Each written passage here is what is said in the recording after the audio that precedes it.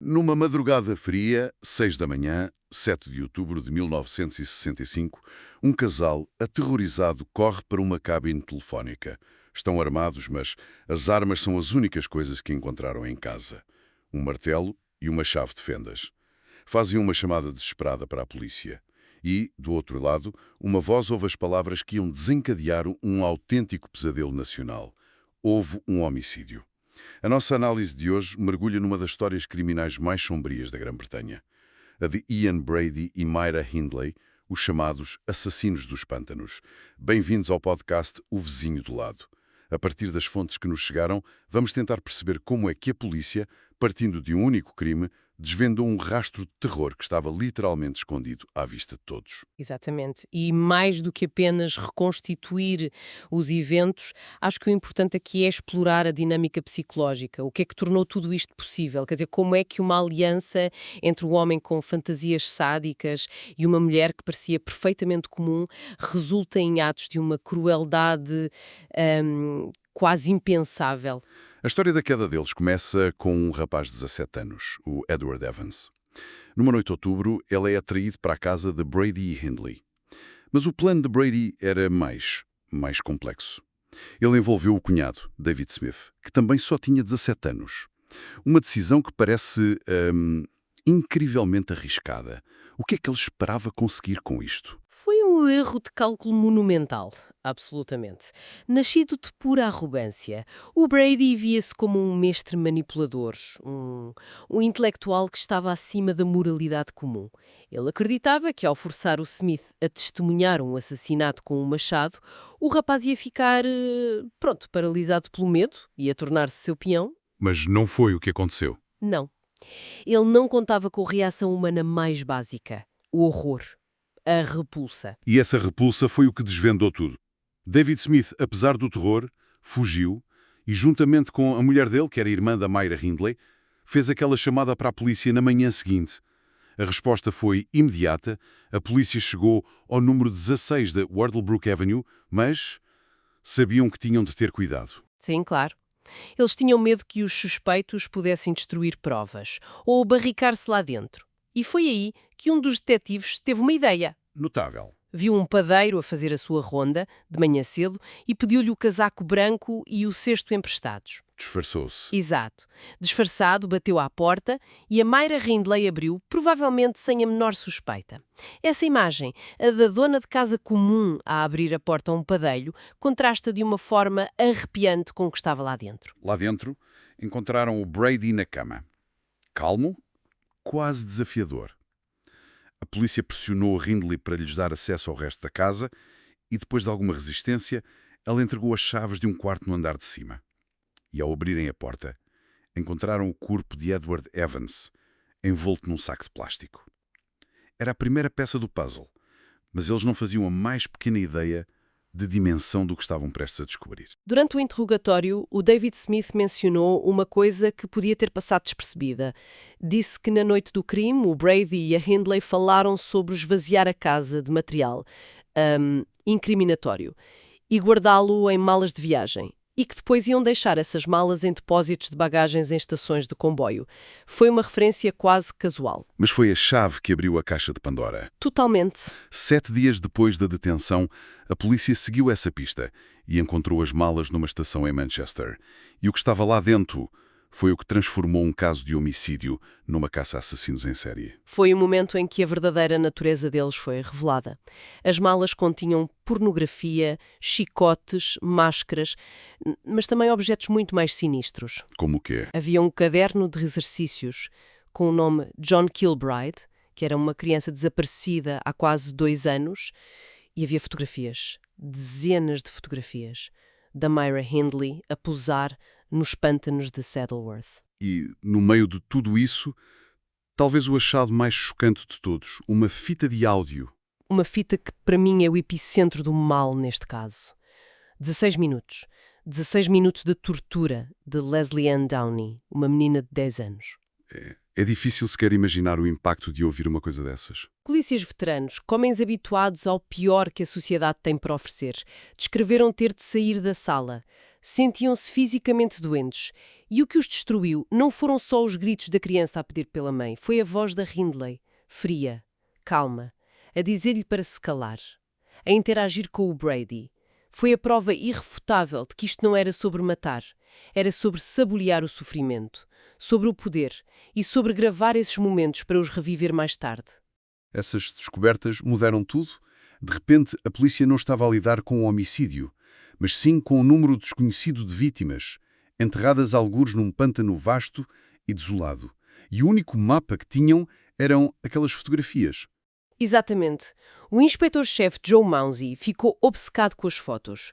Ele olhava para as imagens da Hindley a posar, às vezes a sorrir, e sentia que ela não estava só a posar para a câmara. Ele estava convencido de que ela estava a posar sobre campas. Era uma teoria baseada puramente na intuição. Sim, mas ele estava certo. Ele sentia que os locais exatos daquelas fotos eram os locais onde os corpos estavam enterrados. Mas uma coisa é ter a teoria, outra é encontrá-los. O pântano de Saddleworth é uma área enorme, inóspita. A polícia passou dias a vasculhar aquilo tudo, sem sucesso. A busca estava mesmo prestes a ser cancelada. E é aí que entram um daqueles momentos que parecem quase predestinados. Numa tarde de sábado, com a busca oficialmente terminada para o dia, um jovem polícia chamado Bob Spears sentiu um impulso.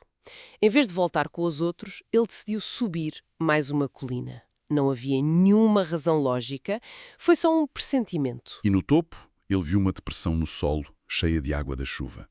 E a sair da água estava algo que o parecia um pau. Ele aproximou-se e, ao tocar, percebeu que não era madeira.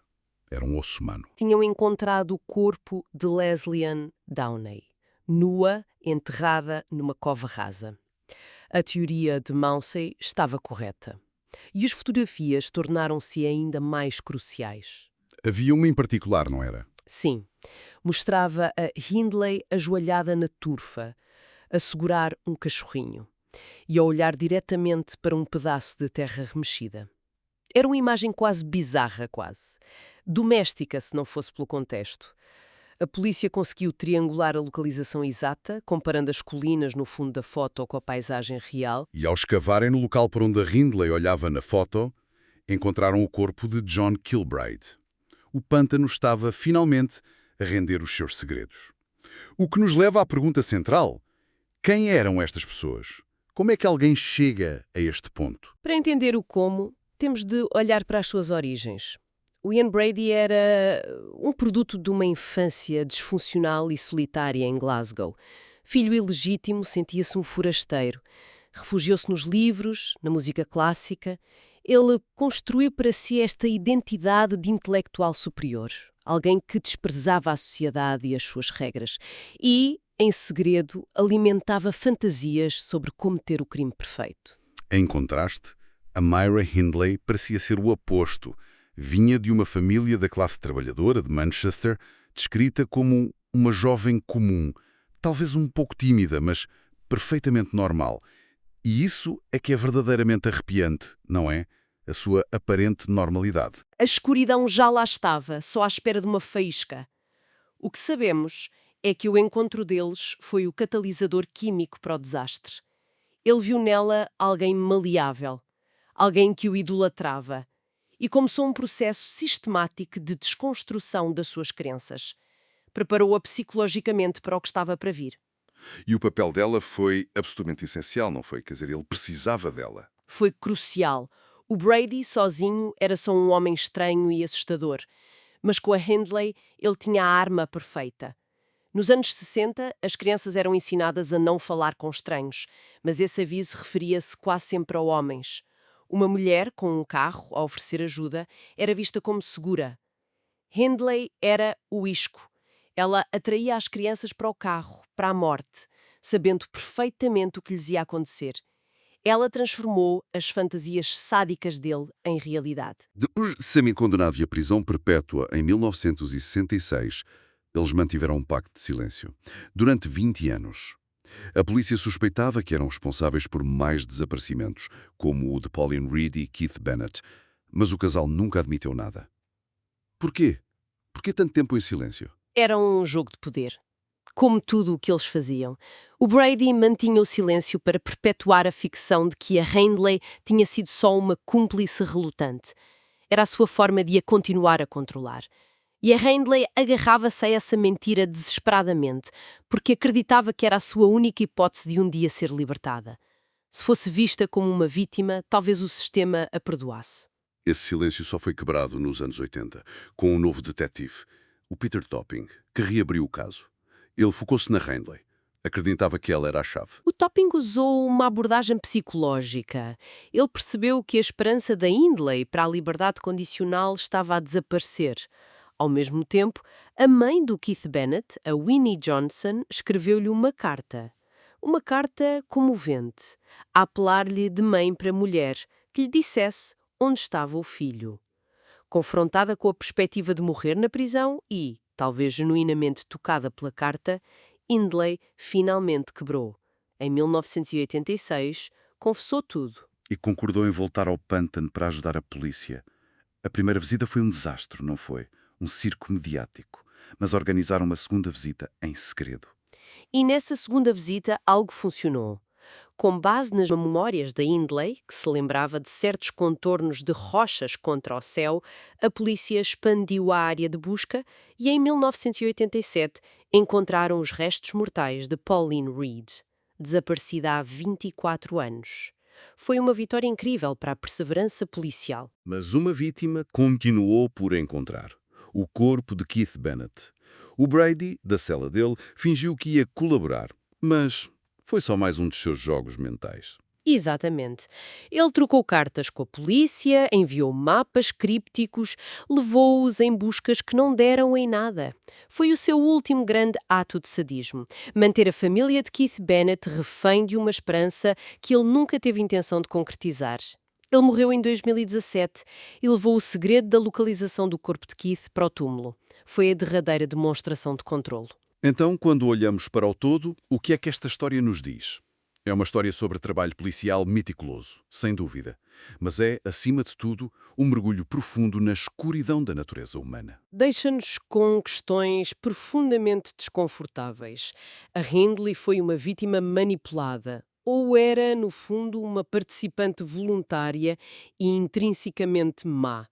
A sua aparente normalidade antes de conhecer o Brady é o que torna os seus crimes ainda mais perturbadores. Sugere que o mal não é necessariamente óbvio, pode esconder-se por trás de uma fachada de completa banalidade. O pensamento final que fica é sobre o poder da manipulação e a fragilidade na moralidade. Até que ponto pode uma pessoa ser desumanizada por outra? E o que é no final mais assustador? O monstro óbvio como o Brady, que se assume como tal, ou aquele que se esconde atrás de uma fachada de normalidade como a Hindley e que nos abre a porta para o horror? Obrigado por ouvires. Até ao próximo episódio.